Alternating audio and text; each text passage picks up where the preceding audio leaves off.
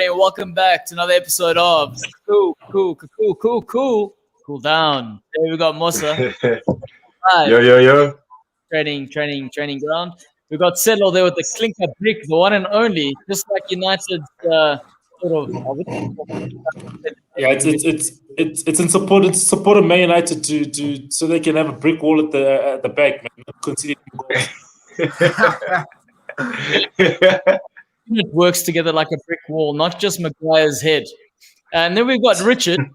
We've got Rich there sitting there with his West Ham with his West Ham flags as he always does. What's up, Rich? How you boys doing? Good. Top. All good, man. Just to kick off some formalities as we go along, don't forget to like, don't forget to subscribe. The more you do that, the more people come back to watch and the bigger we can make our community. And obviously, if you comment on the side, we will represent your comments and we will get you involved in the conversation. And on that note, let's talk about the first game because there's a lot to cover today. The first game, and normally our Newcastle man's here every week, but today is not. But it's one he will be proud of. Everton, Newcastle. Newcastle got the 3 points, guys. How did they get 2 goals is my question. And a clean sheet. And a clean sheet. And a clean sheet. Away from home and a clean sheet, guys. Imagine. I'm sure no one saw that coming, I must be honest. And I'm super annoyed because I had Callum Wilson on my bench in fantasy. So it was a tough one to take, I must be honest. But it scores 2 goals. Yeah. How's that? Yeah, he was in my team. He's the one player in my fantasy team that's been doing the thing. The rest, I haven't seen anyone else. So I got lucky with that one, Rich. Unlucky there. About fantasy clothes, how far up the top are you in the league? No, I'm dwindling. I'm dwindling at the bottom. I'm fighting for relegation like Arsenal were a couple of weeks ago. You gotta hope for points, boy. Yeah. But about this game, Settle, Newcastle, they go to Goodison Park on a 5-game losing streak. We make a joke of it last week that they announced their new assistant manager, and it seemed like he was the difference in the end for Newcastle. That guy was giving instructions on the touchline, man. That's when I knew that this guy was actually there to do serious things. He was standing in front of Steve Bruce, while Steve Bruce was standing behind with, I think, the other guy, Clemens, and they were talking. And then this guy's just talking, he's doing instructions and everything. And then obviously that's when I found out that actually he used to be Roberto Martinez's assistant for Belgium and at Everton before. So obviously he's got experience in terms of coaching big name players and so forth. And he just obviously tried his hand at management and then did well. But it seems like he's made a difference, man, because they actually look like a team. Nick has been crying out and saying, to try. They tried. They were actually playing. They were actually playing football,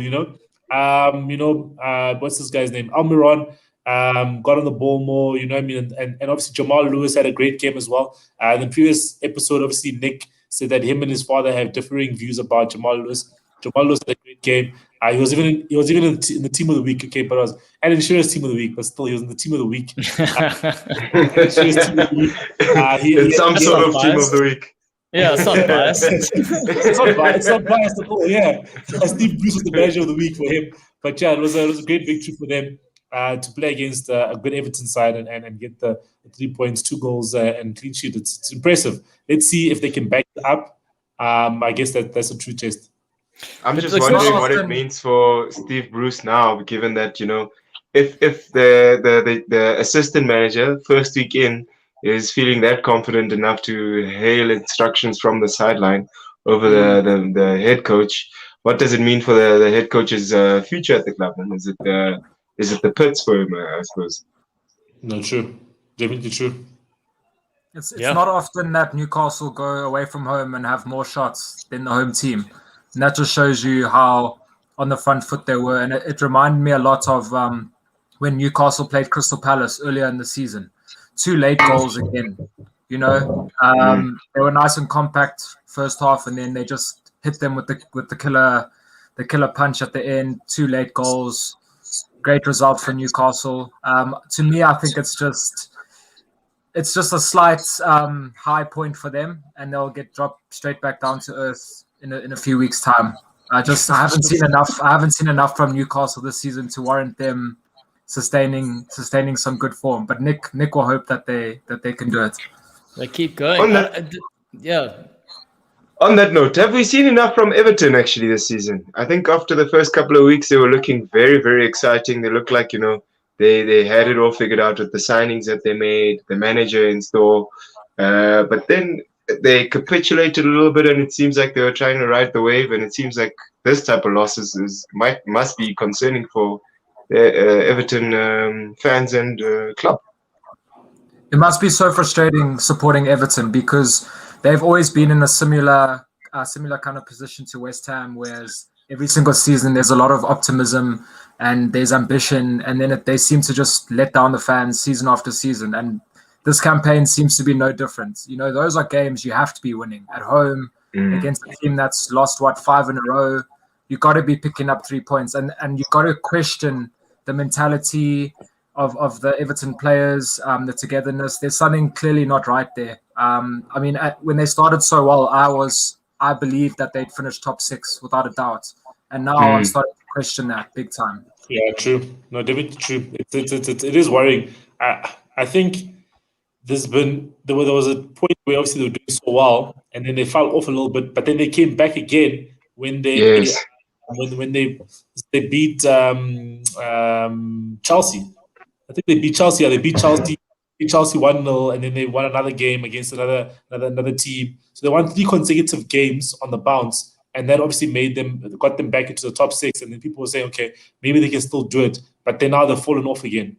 So they've just been very consistent, and I thought they'll do much better now that Luca Dean is back on the left-hand side, so that they can have a bit more structure.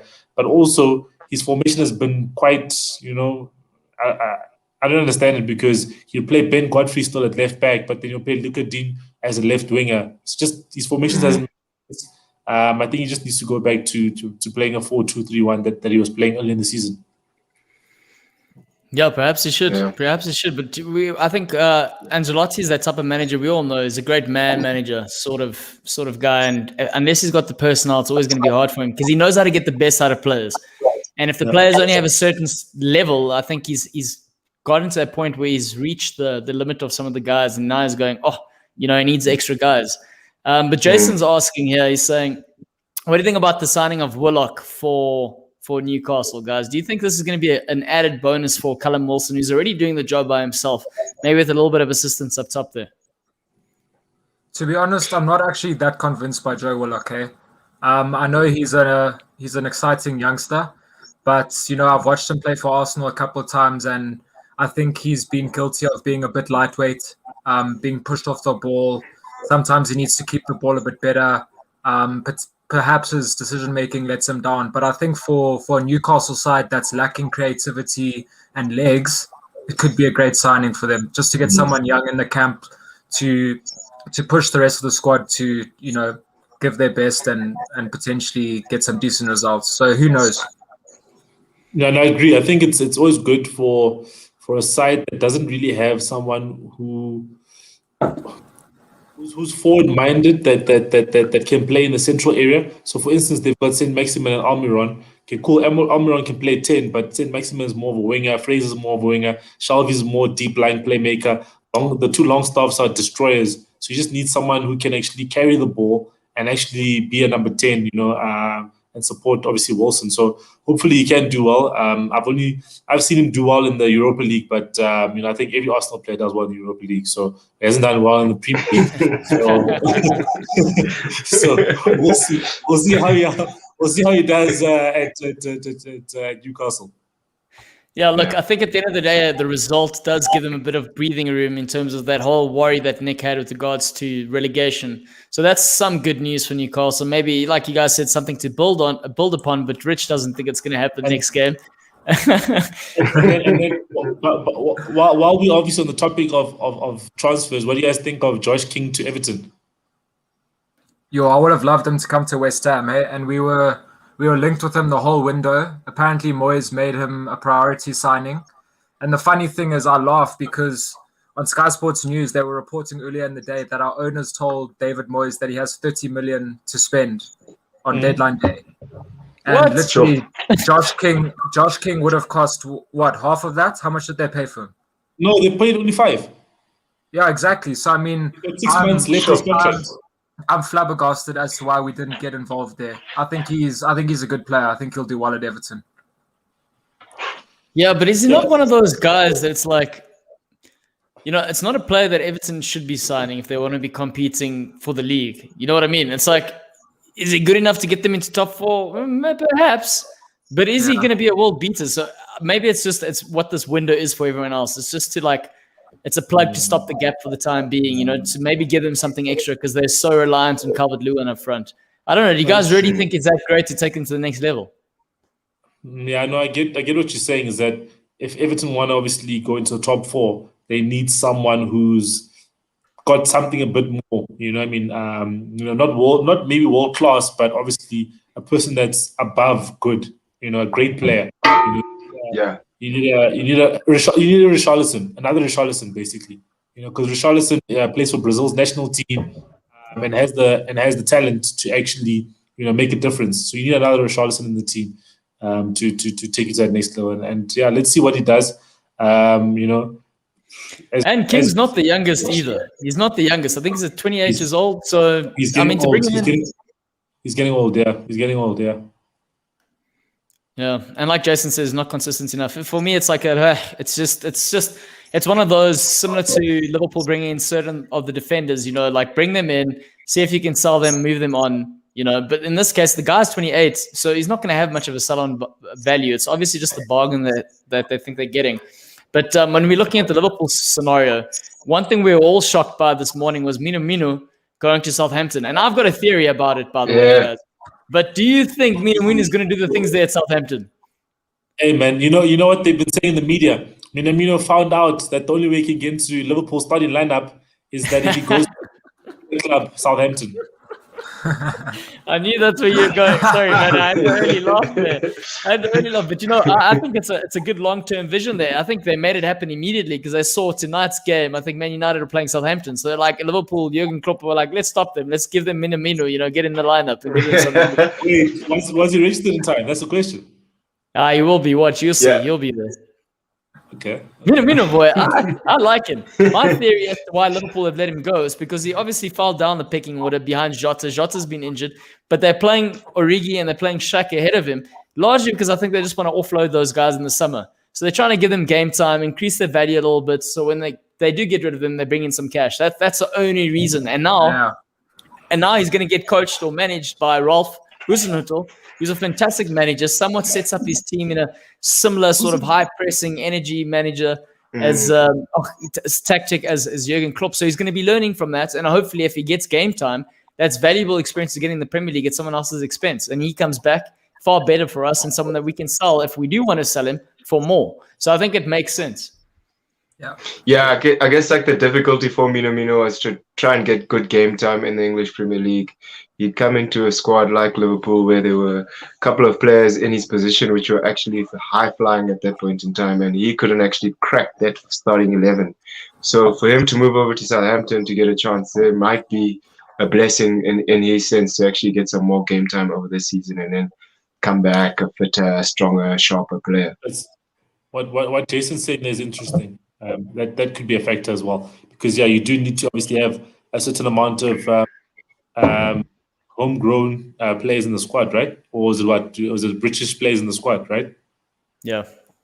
But I think, so it had to do with the re-registration for the 25 players. So that could be a theory, something we need to look into. Jason, if you are speaking facts, then we'll just take what you're saying as fact. But if not, I'm going to have to send someone to go do the research. But the whole. What do you guys think about how Liverpool dealt with it, bringing in the two centre halves? About the two centre halves in particular, do you guys know anything about them? I mean, I know, but I'm curious to see what your thoughts are. No, I know nothing about Ben Davies. The more famous Ben Davies plays for Spurs. So this is the second great Ben Davies. It's a less famous one. He's less famous one. Preston North End, 20 years old. He's a Man Utd fan apparently. I don't know, but Not for long. Turkish one, the Turkish boy. Obviously, he's a bit more interesting. I think he's obviously been touted as a potential one for the future. You know, I think he's 20 years old, so obviously he's one for the future. Just playing for an underperforming team in the Bundesliga. He's basically playing for a Sheffield in the Bundesliga. You know, 49 goals let in 19 games, only one win, 5 points. You know, it's tough. You know, it's tough, but it's tough for it's such a historic club. You know, Schalke is such a big club in Germany. For them to be struggling is actually sad. But yeah, he seems like he's got potential. But I guess you just need to work on the mindset. Playing from a relegation bound team to playing for a top 3 team in England. No, man. Yeah, but it's not. Look, right? You got to take it for what it is, right? Liverpool bring in firstly this Ben Davies kid. They obviously here. He was on his way to Celtic. He was about to sign for Celtic. His contract was running out, and then apparently Burnley were looking at him, and so were Bournemouth. So if we're looking at Burnley, looking at a centre half and saying well, potentially we can bring this guy in, then defensively he has to be somewhat sound, right? If Burnley are looking at he is left foot dominant. He's got a little bit of pace. He's not the quickest. So, but if he is playing high line, he has a lot of conviction in the tackles. So there's something to work with, and he's comfortable in the ball in possession. So for a stopgap, yeah, sure, let's give him a go. If anything, he gets 6 months in, and we can sell him for double the price. So it makes, from a business sense, it makes complete sense. Ozan Kabak, very interesting, like you said. He was actually voted young player of the Bundesliga the previous season at Stuttgart. Stuttgart then sold him to Schalke, and it's gone, shit's hit the fan for him on that side. So they've actually had this sort of agreement where we're going to pay the money. I think it's £2 million or something, with an option to buy him. They wanted an obligation for us to buy him at the end of the season for £20 million. They said, no, just an option. So again, here we're getting this young sort of player that's highly rated, and he's going to get 6 months under Klopp. And if he does well, both of them, it's an opportunity for them. And if anything, if they show the hunger, it's going to be hugely beneficial for Liverpool, because they need to fight for their place, because they've got 6 months to prove that they're worth being in the champions of England. So it's a win-win from that perspective. I mean, if they fuck up, then it's really not a win-win, but then we just cut our losses, right? Just tell Kovac not to spit at any people, because he spat at someone in September. So just make sure that he keeps his mouth shut. Yeah, no, I saw that. There wasn't, a lot of guys weren't too happy about that, but I think everything was spurred on, like Pums is saying, by the sort of Matip being ruled out for the rest of the season. And also, I know 100%. I've been quite critical in terms of saying he's a bit of glass at the moment, but he has been playing through injury just to get the team going. So from that perspective, you got to say, well done. And I mean, for a player to put his career on the line like that is quite hectic. Musa, you want to say something? Yeah, given the difficulties in the centre backs at Liverpool, wouldn't you have wanted somebody a little bit more set, a little bit more experienced, a little bit more pedigree in those positions to come in and maybe run the show whilst the likes of Van Dijk are out? Yeah, I mean, look, that's obviously ideal, but where are you going to find someone like that where they're not going to charge ridiculous fees for at this moment in time? And also taking into consideration, if they hadn't brought anyone in, I was more than happy for them to stick with Nate Phillips, especially after the performance he had against West Ham. I mean, Rich saw it. Like, I think like if I'm looking at Nate Phillips, what's the difference between a player like him and a Jamie Carragher? And yet Jamie Carragher got a lifetime career at Liverpool. So I think the reason is that you're taking away from your midfield by just having Nate Phillips, right? Because you're going to be Phillips and Henderson, or Phillips and Fabinho. So you're taking away from your midfield, where I think also will aid your back line by having Henderson or Fabinho, or both Henderson, Fabinho, and Thiago playing together in the midfield, for instance, or one as the other player. And then at the back, you can still have Nate Phillips and a Kovac playing together. Or obviously, I think what you're probably going to do is when you play one of the younger players or inexperienced players with Fabinho, and then Henderson moves in the midfield with Thiago and Wijnaldum, which at least then it lets your captain to be more influential in the game. Because I think that's what you guys want, is that you want at least that whole midfielders, two of them playing centre back, you want to move them to the midfield. Yeah, 100%. I mean, that's what it is, right? It's going to be interesting to see how he balances it out, whether or not he does keep one of them in the beginning and he starts giving the other, like one of the new signings, a bit more game time instead of just throwing them in together at the same time. But the next game we need to talk about, unless there's another signing, Yaz, I know, Rich, it wasn't exactly a deadline day sort of transfer, but we haven't really touched on the Lingard moving to West Ham. Is that something you're quite happy about? Well, he scored this year. When he scored this year, I think that's the thing. He'll be dancing. He's going to be dancing, guys. He's going to be dancing. Look, I mean, I must be honest. I'm actually quietly excited by that signing. Hey, he hasn't had a lot of game time, and his struggles have been well documented. But you know, I think to myself, it wasn't long ago he was starting for England in a World Cup semi-final. You know, 100%. He's got quality. He's 28 years old.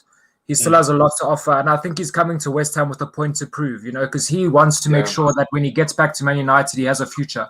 So I think he's going to work his socks off at West Ham. He's going to try at the ground running, and that's the type of player we need coming into the camp. You know, we haven't had to spend a huge amount of money. Is he?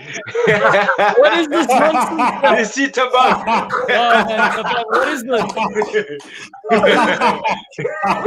football are you watching? I actually, to a certain extent, I can empathize with Tabang, because sometimes I do get that feeling that, you know, sometimes like the value of Henderson is sometimes seen in what he brings to the field, aside from his passes and his play and his actual open play. It's more about his character that he brings. Yeah, his leadership and character vibes. And that is fair, man. Sometimes the guy goes sideways. That's fair, yeah, exactly.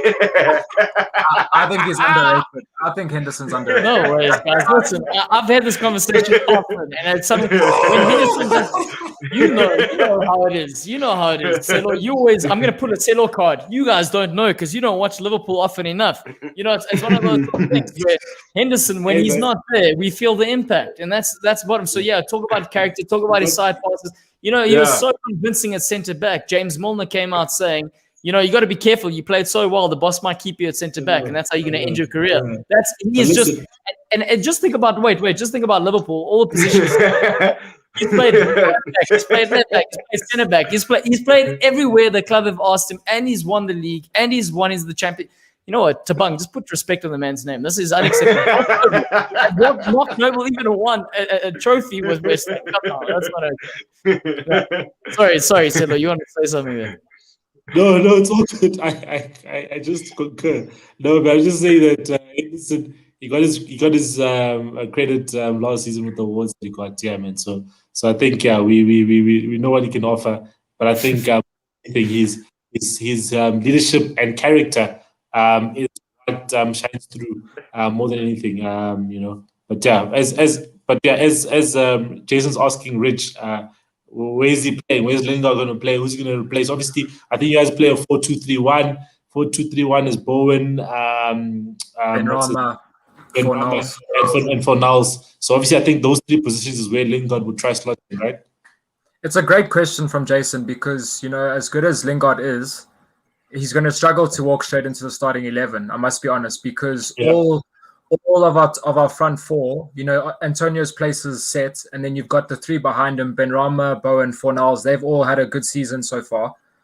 They've worked their socks off. So it's a difficult one. I think he'll spend a couple games on the bench because Moyes is quite ruthless like that as well. When Benrahma joined, Benrahma ate bench for 5 games before he got a run out. So I think Lingard will start on the bench. But I could see him coming in for Fornals after a few games. He'll just offer us a little bit more than Fornals. But in a way, that's a bit disrespectful to Fornals because I think he's actually had a really good run of games in the team and he's contributed defensively and going forward. So it's a good question. We'll have to wait and see where Lingard's going to fit in. But it will be in that 3 behind the striker. All right. Okay. So we're moving on. We're moving on from the transfer deadline day. We're going to talk about the results, going back onto the results. And Man City, Sheffield United, obviously something to be said. United, Man City. I mean, Sheffield they made it tough for Man City, that's for sure. But Man City at the end got the 3 points and they're on top of the log. And can they be stopped at this moment in time? Musa? They're very, very composed, very, very professional, very, very about their performance type of performance from Man City. They did get the early goal early in the first half, towards the midway mark of the first half. And then they didn't fire on all cylinders right afterwards. They actually just managed the game, kept more of the position, and let Sheffield park their bus the whole day. And sometimes that's what you need from a team like Man City. We've seen them scoring 4 or 5 goals on the trot the past couple of games, and to see them coming out for a team like Sheffield United with the 1-0 result is quite impressive. Very composed is what I could say about their performance. The tough part with Man City, guys, is that these guys score about 70-75% of their goals in the first half. If they don't score in the first half, that's your best chance of winning. Because second half, they don't really score goals. Even if you see against West Brom when they won 5-0, they scored 4 goals first half, 1 second half. You know what I mean? Obviously, the game is already settled. But even against Villa, they only scored in the 79th minute that dubious goal.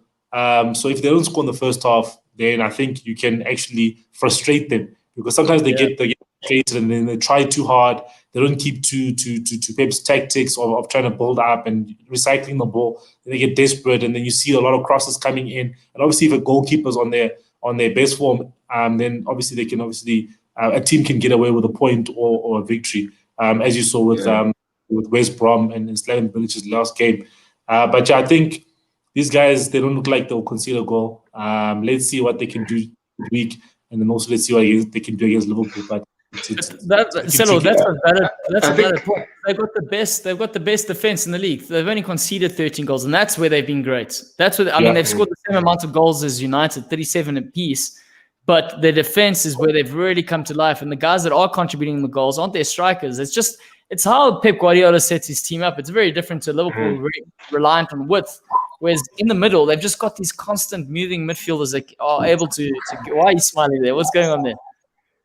No, man, because I really do get excited about the formation and to see those players interchange in the midfield. I can only imagine what it's like. And that's why I actually have to give credit to Sheffield United for actually containing Man City to 1 goal only. Because it must be a hell of a headache to see the two fullbacks coming into the centre mid, distributing play from there.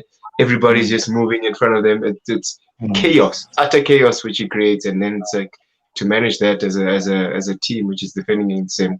Sheffield actually did do pretty well on the day. They did well because if you look at the stats, City only had 10 shots. You know, normally when you see a stat card after a game, City are into the 20s against those type of teams. So for them to have limited them to only 10 shots, I think they did a great job. But I mean, it's also, you also have to think about the fact that Pep rotated big time, you know. He must have made 5 or so changes for that game. So, you know, for a completely almost new side to gel is difficult. So I can kind of understand in a way why it was a 1-0. Question for you guys. I mean, Sheffield, especially over the last couple of games, they've done all right. I mean, they lost against City, fair enough. They won their previous game against United. So City and United back-to-back, 2 really good performances. They only have 8 points. If they go, is it possible for these guys to go on a bit of a run and somewhat become like the ultimate survival candidates of the Premier League? Because if they do survive, it'll be one of the most incredible stories ever. If halfway you only got 5 points, and obviously now this is the second round, you get your first 3. Cool, it's a good start. You got 3. Newcastle got most of their points within the first 5 games, so you know. so it's kind of tough because you're looking at it, you think to yourself. Sam Allardyce was saying 38 points is what will get you safe, but you think to yourself, to get 30 points from 18 games, wow, that's a lot. That's 10 games that they have to get results from. That's 10 games wins, you know, they can call maybe 7 and then a couple of draws and okay, let them beat West Brom tonight. I think it's tonight. Yeah. If they beat West Brom tonight, then we can talk about them being there because West Brom's only on 12. But if they don't beat, it's curtains. Yeah. All right. But I also do think it's already curtains. Whether they beat West Brom or not, it's already late. Yeah, and I just love the fact that Liverpool sold Brewster for £20 million for nothing. The poor guy's just sitting there chilling. All right, guys. This game, the Dolphist. I mean, obviously, this was a great point for Arsenal. I mean, really hurtful point for Selo. I was going to say Selo, but for Ole and United, and for Selo. Hey, Selo, you must be pulling your hair out, bro. Yeah, I'm actually just. So I'm bold now. I'm glad I had friends over having a little braai. I'm glad I missed the first half and only caught 40 minutes of the game in the second half. But obviously the minutes that I did catch was the Cavani chances that you speak of, Rich.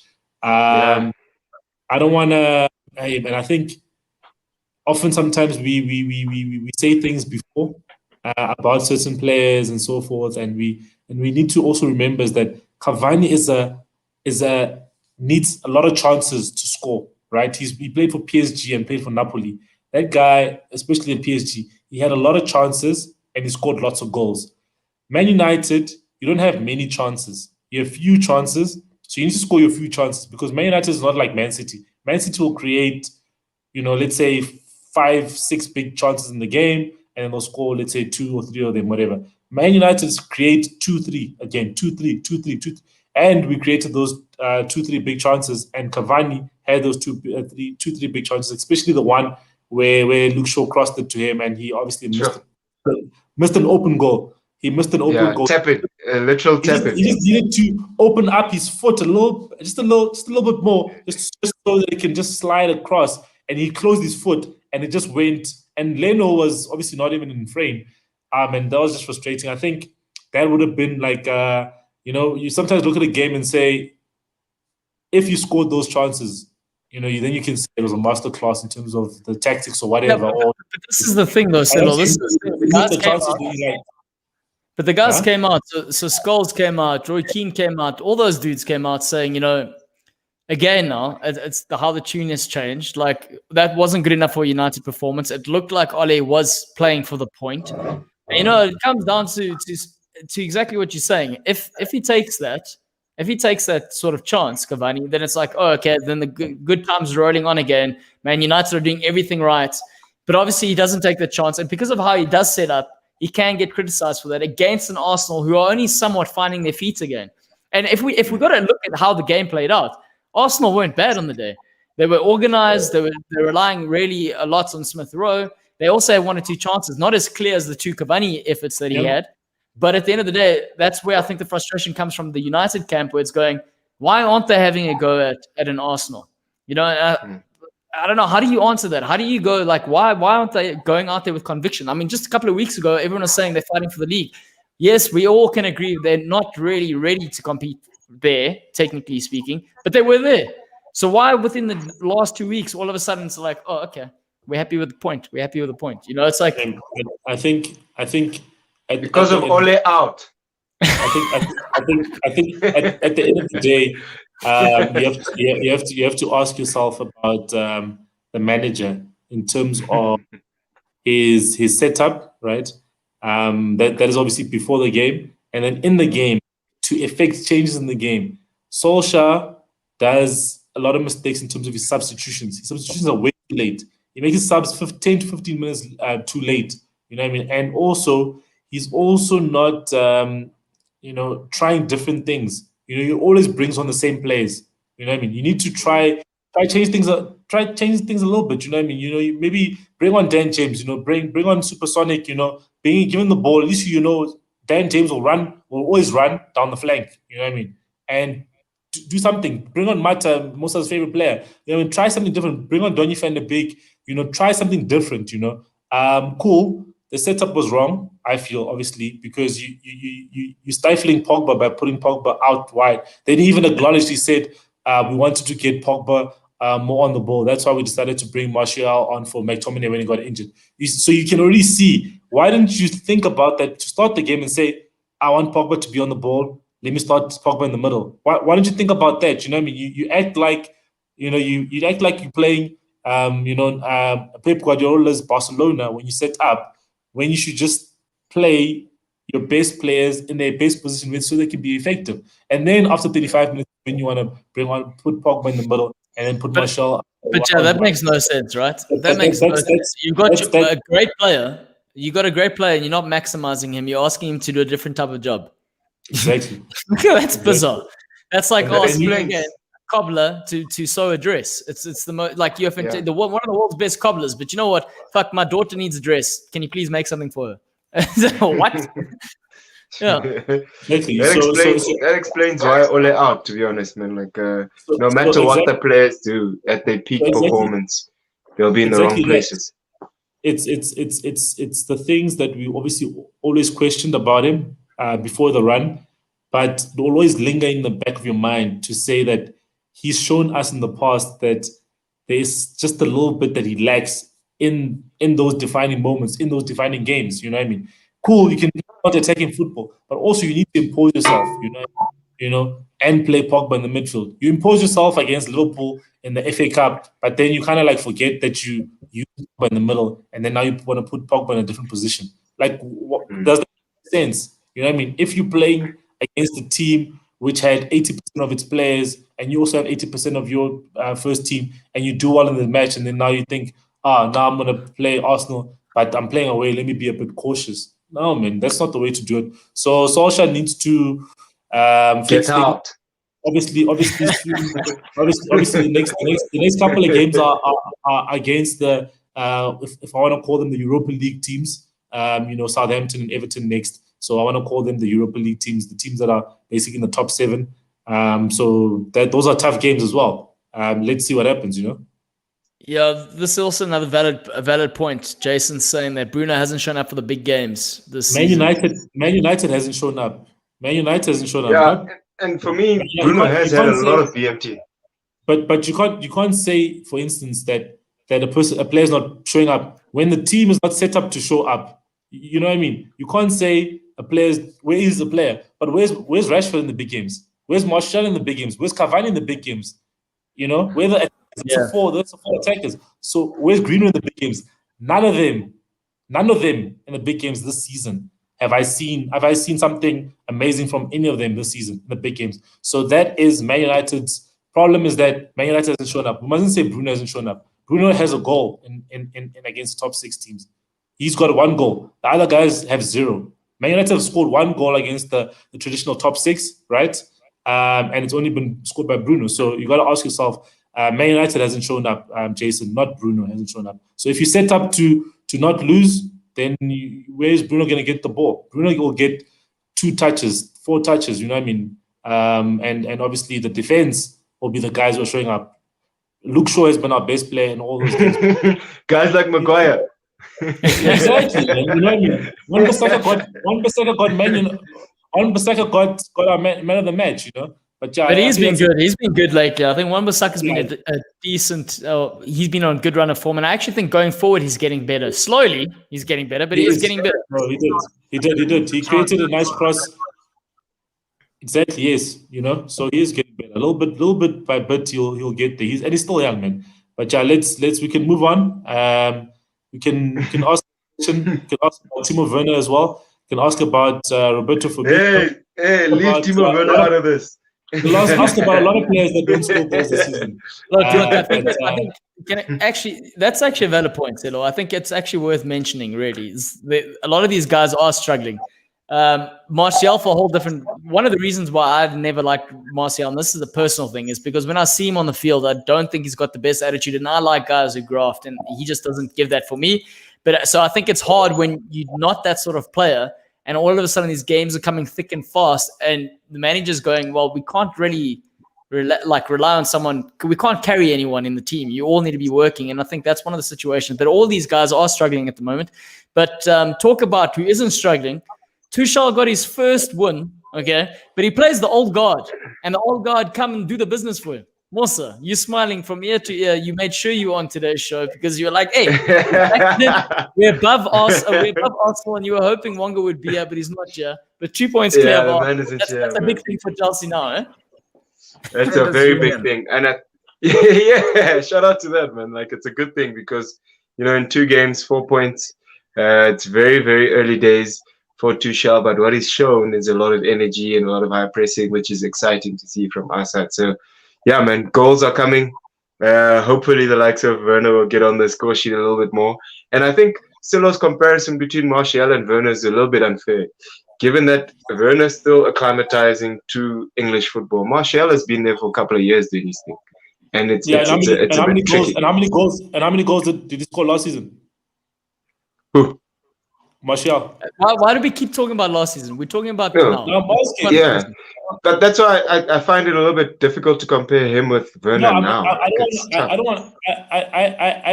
don't like to compare players. You know what I mean? Each player are in their own different scenarios. You know what I mean?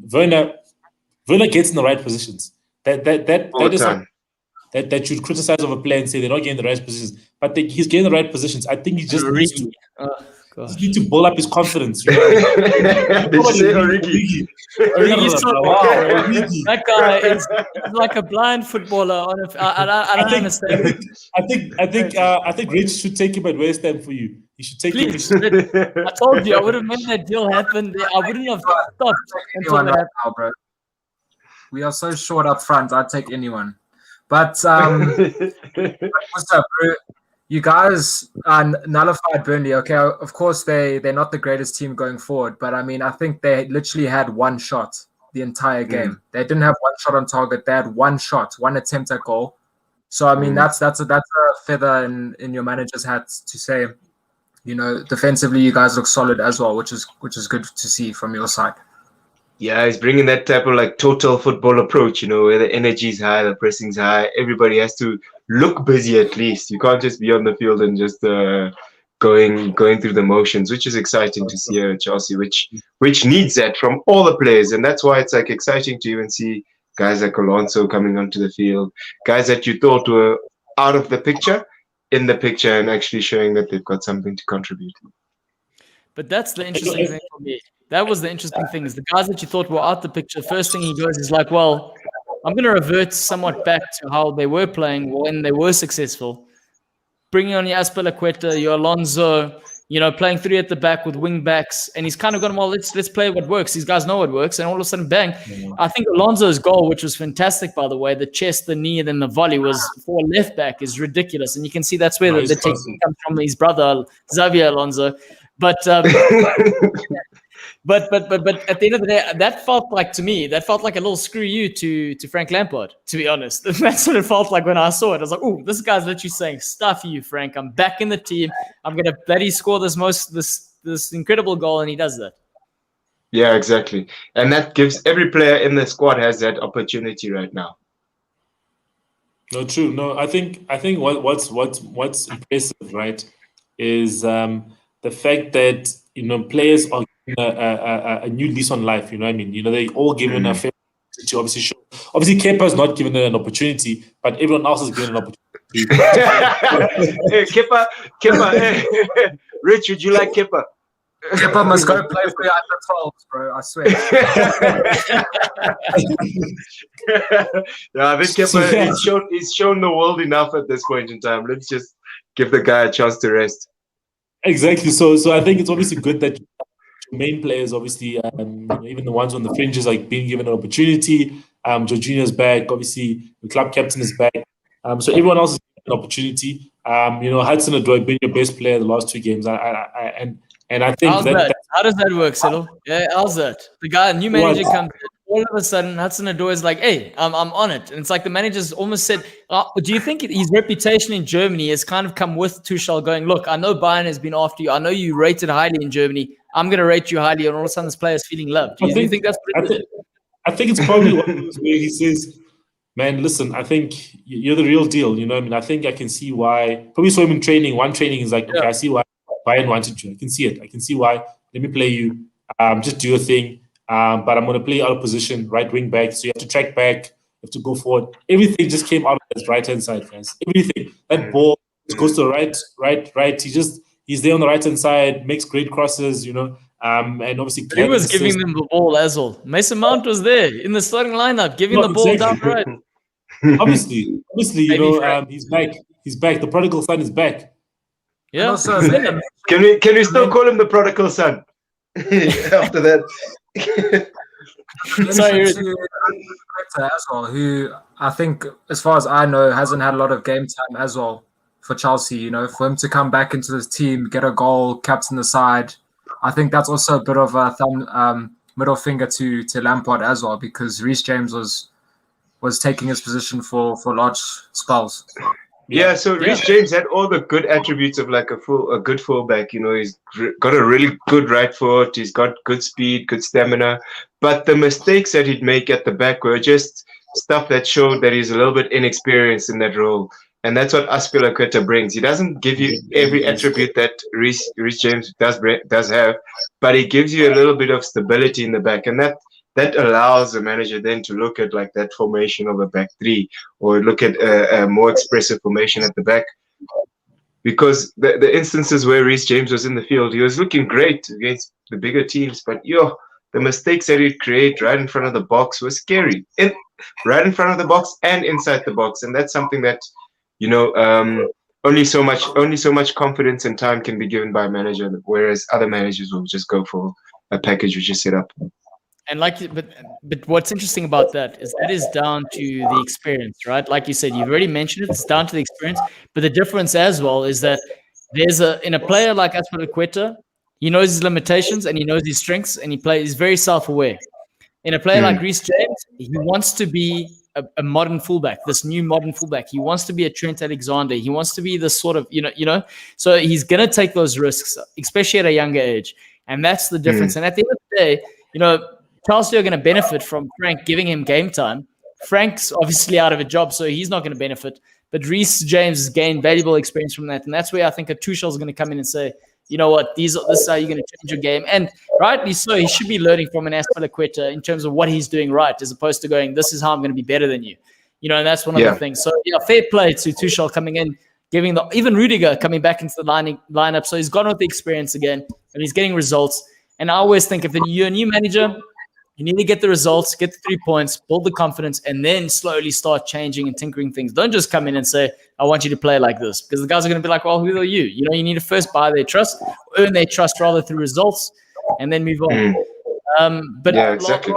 last thought, also in terms of overall Tuchel's sort of approach to the players, what do you think? Do you think he's the right man long term? At this point in time, I've always had my little apprehensions about Tuchel in terms of how he can stir up some politics within a club, and actually the focus of the dynamics between management and ownership stir between Tuchel. But I think he's good for the players, man. Like, he's got a good mix of players. There's German players, there's French players, there's English players, which he can work with pretty well. He's got a really good, talented type of squad that he can also craft. And he doesn't have personalities which are like a Pogba or Liverpool doesn't have that type of personality where they can go against the coach and vehemently and vocally. Who said Pogba went against the coach? I don't know what. No, I think what I'm trying to say is Neymar. Say Neymar. Maybe Neymar, yes, maybe Neymar, or players like Mbappe who need the coach's type of full support. It's like that juxtaposition where at Chelsea, the players that are currently there can do their job if they're required to do the job, and Tuchel can point them in the direction of the job they have to do. Whereas in other clubs, there are some kind of personalities which would require the manager to actually steer and stifle or steer and push the personalities to do the job, which is nice for Tuchel. So I think it works. Or you must say Tuchel doesn't have Frank Lampard in the team, because Frank Lampard got Villas-Boas fired, so don't forget that. It's funny how the wheel turns with him and Villas-Boas. Yeah, Rich, you were making a lot of noise in our group chat about fouls and things, and you're really confident about the weekend's game against Liverpool. I think let's talk about this game. 3-1, Devin boys. Yeah, look, I want to start off by congratulating Liverpool, because it was a second string side that you put out, and you guys got the job done. So fair play to you guys. On our side, I was very disappointed. Obviously, at halftime to go in 0-0, I was content. But you look at the team, makeshift back four. You got a 35-year-old in midfield. As much as I respect James Milner, he's 35. We've got to be taking the game to Liverpool more, especially on the back of 4 wins in a row in the league. We should have been full of confidence. We should have really not given you as much respect as we did. So that for me was really disappointing. In saying that, if Antonio puts that chance away, we go 1-0 up. It's a different game, But at the end of the day, it comes down to being clinical. And, that counter-attacking goal that you guys scored, it's happened to us 3 seasons now at home against you. We've had a corner and Salah's gone up the other end and scored. So I was pulling my hair out, but it comes down to being clinical. Salah's first goal as well. Cresswell knows Salah's going to cut in on his left foot. What does he do? Lets him cut in, bends it into the corner. So it comes down to fine margins, but we definitely weren't good enough to take anything from the game. So I must give you guys the credit. It was a good win for you boys. Do the guys at West Ham not know that Salah's always going to try and beat you guys on the counter from a corner and the like? So it's just, you learn, you'll keep learning. I find it. Yeah, I just find it hilarious because, like you said, it's not the first time it's happened, and I love it. Like those are the best goals Liverpool score. Those sort of counter-attacking when they're defending a corner. And when I used to play, when I used to defend, I always used to think this is when a team is at their weakest. They've thrown bodies up into your own box, and if you're smart enough and quick enough, you can really catch them. So that's why you always joke about me being a right back bombing forward. But off corners especially, I try and sniff anything I could get. And that's why when I see that happen against West Ham time and time again, I just love every second of it. It was just that goal was just man, it was delightful. Like even thinking about it now puts a huge smile on my face. But like when I saw the starting lineup, this guy's getting a bone alive on TV. Wow. Can you see this? It's so exciting. From that corner, but I must say that ball from Shaqiri. Yeah, that was delicious. Ball, that was quality. You know what? Sometimes you just have to hold your hands up. As much as we shot ourselves in the foot, it's a great ball. No, true. So, that ball is amazing. That ball is amazing, and then Salah's touch as well. Just perfect. It all worked out. Clouds, what are you saying about the lineup? Oh no! When I saw the lineup, I mean, I was crapping in my pants as you would. I mean, you saw Henderson at the back, Nathan Phillips. You got, like you said, a 35-year-old and James Milner in the midfield. So it's a lot of hard running against a side that is in form. And I think it's one of those things where, I'm worried to a certain extent, and then I go, but who's the manager? David Moyes. And I'm telling you now, David Moyes has Liverpool have this hold over him. I don't know what sort of spell they cast over him, but whenever he plays against, it doesn't matter. He can be on like an 100-match sort of unbeaten run. I know that wouldn't be possible because he'd have to face Liverpool at some stage, but he would be on a hell of a run. And when he sees Liverpool, he just kind of changes everything that he does. Like, why not? If anything, if you kind of gonna gamble that you might lose against Liverpool, why not just throw your players at it? Give them a real go instead of going, we're going to be cautious. We're going to keep it tight. We're going to wait until the last 15 minutes. Look, they had their chance. They did have their chance, and, it wasn't taken. And if that goes in, maybe the game's different. And I will say Shaqiri, apart from that moment that he had, I was losing my mind between him and Origi, especially in that first half. I've never seen Origi. I watched live playing against Bournemouth years ago at Anfield. And I couldn't understand how a player like that had a contract at Liverpool when he didn't know how to be on the field. He didn't know where to be, where the ball was, he was completely lost. He was coming short when he didn't have to come short. Him and Shaqiri were both coming short into the same spaces. There were times in that first half where Salah was isolated, and it just worked out. It's one of those exactly like an Ole. If Cavani scores, it's a brilliant result for Ole. If we don't get that change where he takes Milner, where Milner has a go at, which is brilliant. The reason apparently he did that, and Milner was quite upset, was because he tells Milner, he says, he told Milner, we're going to put you deeper because we don't want you to run as much because your hamstring's feeling a bit tight. So he did that job, and then he got pulled off because then he was like, dude, I was doing what you said. Why are you pulling me off? And then it just happened that we got the goal after that and everything was hunky-dory. But at that moment where he takes him off, I literally said he's gone and he's messed up, Klopp. He's messed up here. Because if we don't get a result and you've pissed off one of your leaders in a James Milner, when you're already, all of a sudden your leaders are dropping, I'm like, oh, and it just worked out. So there's nothing to moan about that. But, that was, for me, that was a concern. Then we scored and then I was happy. And then, we got the result. Now I'm happy. I'm a happy chappy. I get surprised about Origi so much, man. Like, does he have a contract right now just because he helped Liverpool win the season, or what's the background there? Is there something happening? It's a Champions League contract, guys. I will say this, Origi isn't a coachable player. He's not a he's not going to give you any. When he starts, you're going to lose out going forward because he's not going to give you anything in the build-up play. He's not going to give you diagonal runs. Movement in the box is all over the place. Compare him to Cavani. Cavani's instinctive. But what Origi does is if you put him in the last 10 minutes, he just has this natural ability to find himself at the right place in 10 minutes when the game's all over the place. When it isn't really, where you don't need like a structure.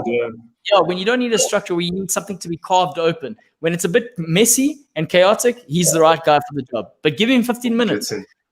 Yeah, that's where he's good. So that's why he sticks around. But now I'm convinced that they're giving him game time so they can flog him with a decent value at the end of the season. Same thing with Shaqiri. I mean, Shaqiri, apart from that pass, Shaqiri was nowhere. But that pass at the end of the day made the difference. So hey man, Shaqiri made 60 passes. Remember that pass that he made earlier in the season at Anfield, the one through the legs.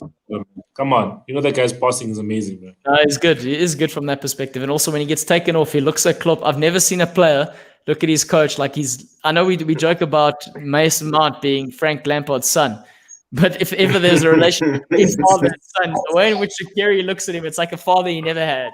This is one of those scenarios. Yeah, true. And he's so short.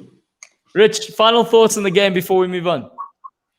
Look, I mean, the team we put out, I was happy with. I thought there was more than enough in that 11 to get something from the game. I think it was a mixture of the team being flat and potentially David Moyes putting something in the players' heads to say, you know what, let's just try to be compact and see if we can nick something. Whereas I thought we actually should have taken the game to Liverpool from the get-go, like we've been doing for the last 4 games. As you said, your starting lineup wasn't great. And when I saw your starting lineup, I was really, really confident.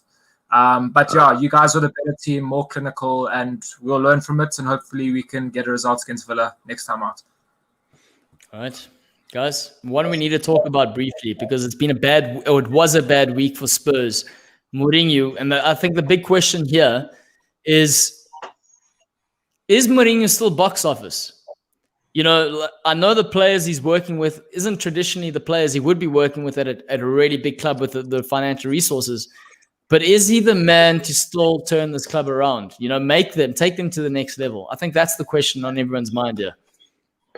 You know what? I think there have been a lot of instances this season where we haven't seen them actually try a different approach, where they put themselves in the ascending position a lot quicker in the game and try and actually go for 4 or 5 goals in a game.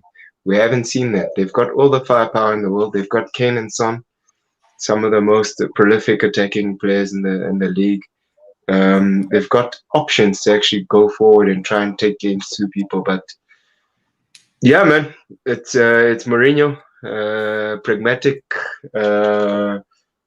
frustrating at times. It's happened at Man Utd where he was a manager, even though the results were coming, it wasn't exciting to watch, and sometimes that's what Mourinho brings to a club.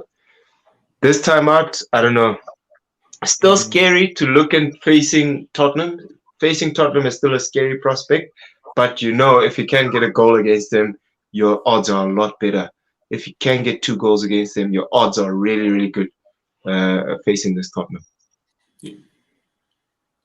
I think when Kane is, in the NBA, they like to say the MVP is the player that changes the team completely. Not necessarily the best player or the player with the most points or whatever. That is Harry Kane. Kane is the MVP of the Premier League. He is the single most important player to a team, to his team. You know what I mean? Without him, they don't look the same. Without Son, with Harry Kane, they would still be a bit more effective. You know what I mean? Because Harry Kane drops a bit deep, then he plays the balls forward to Bergwijn and Son. You know what I mean? So if Son wasn't there, at least they would still have those pacey wingers, Lucas Moura around. You know what I mean? And Harry Kane. The presence of Harry Kane disturbs defenders as well. You know what I mean? It destabilizes defenses. You still need to deal with him. You still need to make sure he comes deep, and then when he comes deep, he pulls away defenders. You know what I mean? So that impact is quite heavy. So if you imagine that there, and you have Gareth Bale, who's not at the peak of his powers, or Son, whoever was they were trying to play up front, it wasn't working. So I think Harry Kane is a huge miss, and let's see what Chelsea can do against him. But Harry Kane is the difference. Sorry, Rich. You go ahead, and then I want to follow up on what Selo's just said. Perfect. I'll be quick here. The scary thing for Spurs is Brighton could have scored 4 easily in that game. Like there was spells in that game where they absolutely dominated. You know, you got Graham Potter like outsmarting Jose Mourinho, who claims to be one of the greatest managers of all time. You know, so that's the problem that Spurs have. You've got someone like Gareth Bale, who's a big name player, struggling massively. As you said, Celo, without Kane, Spurs are so tame, man. They've got no bite. So it's going to be a long season for them. I think they're really tailing off badly. Yeah. So coming back to that, them tailing off, and you saying, Rich, you know, Mourinho, self-proclaimed greatest manager of all time, and Settle making the valid point without Harry Kane in an end. Are they missing a lot less players? Like if Mourinho gets 1 or 2 players, I know in any manager sort of case, getting 1 or 2 players makes a huge difference. But is this a case of him just not having a squad that is good enough to do what he wants to do, or is this just him not being able to manage the current squad? Like what is going fundamentally wrong? I know Kane's not there, and apart from the 2 of them, it's a huge loss, granted. But right now what's the answer here, guys? What's going on here? It has to be a mentality thing, because how can Spurs have started off so well with the same squad and now be in the position that they're in? Cool, Kane's injured, but other than that, they're a very similar squad. So I think it's a mentality thing. I think there's a problem there from our side. So we shouldn't be as harsh on Mourinho as opposed to just saying, you know, things need to be shaken up a little bit. And like when I look at the game against Liverpool, the goal that we score right at the end of the game, if that goes 0-0 at halftime, firstly, the goal that they score is given offside early on, which I think was very, very harsh. And then right at the end, they concede, right? And they concede based to your point, the mentality of the Spurs sort of players, they concede. Now, Hugo Lloris's been at the club for how long? He's been at a long time. He's won a World Cup with France. I think there's a false perception of that player being a world-class player in terms of him. He's very overrated. Because whenever the big games are played, he always costs him, especially against Liverpool. There's something he always does. And, you know, all the focal point will be Aurier and how shit Aurier was. But with that goal in particular, that's something that should have been dealt up and cleaned up with by the goalkeeper. And he let the way he parried that ball wasn't the way a goalkeeper's supposed to. That's supposed to go out for a corner. He's supposed to parry the shot and supposed to go out for a corner, and he doesn't obviously do that, and that does cost him. And I think Lloris is overrated as a goalkeeper. I think in that French team, it's just it's a combination of so many great players with a good goalkeeper that probably is maybe a great leader, but just a good goalkeeper, a great leader maybe that kind of like guides him. But if you're making such saves in a big game against Liverpool, and it's costing the team, I think it leaves a lot to be desired. And I think, too much blame goes on to other players like Serge Aurier and stuff like that. But in the first half, Spurs did play well. You know, that offside goal was obviously not ideal, but obviously with the rules these days, that's what you get. Let's see what they can do. I think on Thursday, firstly, and then we can reassess their chances going forward. I think Spurs will, if they have to get a really good keeper, whether it be a Nick Pope, just anything right now, they need a good keeper and a good centre half, and then their spine is sorted. Because Ndombele at the moment, alongside Aurier, I think that's a solid midfield pairing. And then if you've got Son and Kane firing, look, guys, I think Bale's done. Bale's finished. He's lost the hunger for the game. I think he's done. He just wants to be. Must play some golf or go to the US, man. Yeah, definitely. All right, guys, we're nearly there. We're going to finish off with the betting corner, the predictions. We've lost Mosa. I think his phone has died. I think that's what's happened there. Arsenal right now, by the way, guys, they're winning 1-0 against Wolves. Pepe has scored. So it's a guy who seems to be on form at the moment and the right time for... Yeah, and the right time for Arteta. Where's Brom also leading? Jeez. Oh, nice. Sheffield are done, guys. Never mind. Forget everything I said 15 minutes ago. You guys. It's a bit tough. All right. It's a bit tough. The game tonight, Rich. Going to get your prediction. I'm going to say prediction, and then Celo's going to give his prediction. First game, Man United versus Southampton. I'm going to go 3-1 win to Man United. They need a big performance, a massive bounce back, because obviously they've had 2 disappointing results now. Oli will demand a big performance, and I can see them bouncing back. So I'm going to go 3-1 to United. Yeah, look, Southampton's this is a tasty game, dude. I think Southampton are going to give them a go, especially at Old Trafford. I think they've got players that can hurt United, but because they can hurt them, they might play more offensively. I think United could catch them on the counter, and we all know that's United's game. So I'm going to go 2-1 Man United. Selo? Yeah, man, it's a tough one. I think I don't know if Southampton still has the injuries that they did have against Arsenal, but obviously like Walker Peters is still out. The last game, James Ward-Prowse was playing right back, which was embarrassing. You can't let your best player play at right back. So I think I would like a 2-0. I would like a 2-0. That's my wish. But Man United never gives me my wish for clean sheets. They get clean sheets of 0-0, which is never good, because it never leaves me really happy. It just leaves me happy, half happy. So I think I'll go for a 2-1. 2-1. Right. Next game, Newcastle Palace. This is going to be a dull affair. I'm going 0-0 draw, straight up. I can just yeah, it's going to be a dead rubber. 0-0. No comment. No. Yeah, I mean, look, we all know what's going to happen. Newcastle are going to sit deep, even though that they're playing at home. Crystal Palace have been finding the back of the net lately, haven't they? So, yeah, and Callum Wilson, guys, he can score for Newcastle, but maybe a draw's a fair result. I don't know. Let me. I'm going to do the match simulation thing that I normally do. All depends on. Crystal Palace got a good result against Wolves. Got a 1-0 win. I'm going to go 1-0 Wolves. Wolves. 1-0. 1-0 Palace. Sorry. I'm gonna go for a draw. 1-1 though. I think Newcastle with their new assistant coach he's reinvigorated them. I think he's gonna give them a little bit something. And I just put in Wilson into my fantasy team, so he needs to give me a goal. So 1-1. 1-1. This is going to be a tough game. I can't lie, but Villa's form has been really up and down recently.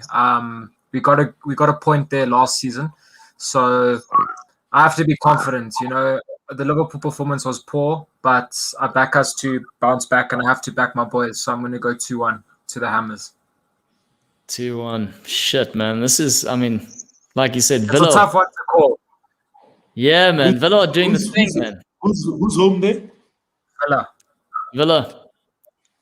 Yeah, I'm sharing Jason's sentiment here, man. They're going to be goals. I think they're going to be created, but I think there isn't going to be enough between the two. So I'm going to go 2-2 draw. Yeah, man, it's a tough one, man. Hey, trying to think who Aston Villa played on the weekend, because I know obviously they lost to Burnley last week. Oh, so tough, guys. So tough. They beat Southampton away last. They beat Southampton. Okay, they beat Southampton away 1-0. Okay, yeah, they did. Yeah. Sure. But before that, they have 1 win and they lost 4 before that win. Yeah. So it's difficult. Sorry, I'm gonna go for Villa 2-1. Villa 2-1. Hey, Rich, we're not backing your side. I actually really liked Jay. I really liked you, bro. Like a lot. But you know what? You guys do have a bit of a synergy. Bro, it's I was gonna give you props and everything, but somehow I'm just thinking about the fact that you guys would want to attack, and then Villa's counter is ridiculous. Watkins, Traore. Oh man, yeah. Right, Liverpool Brighton.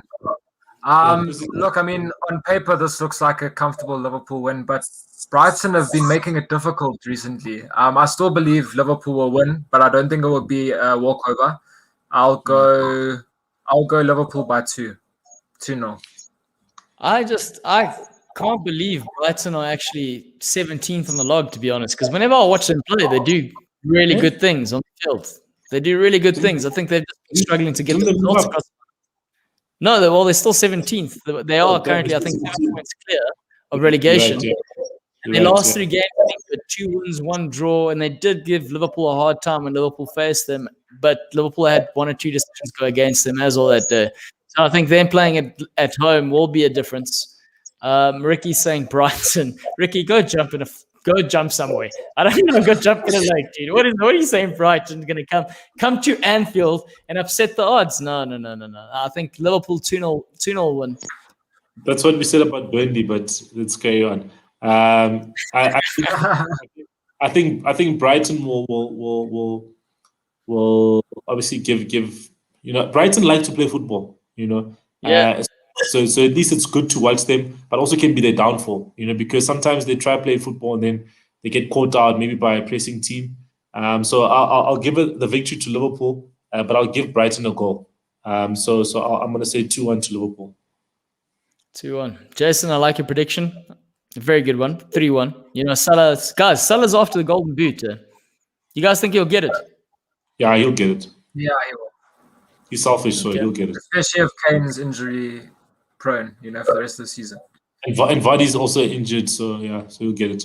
And Antonio's also injured, Antonio's always there, guys.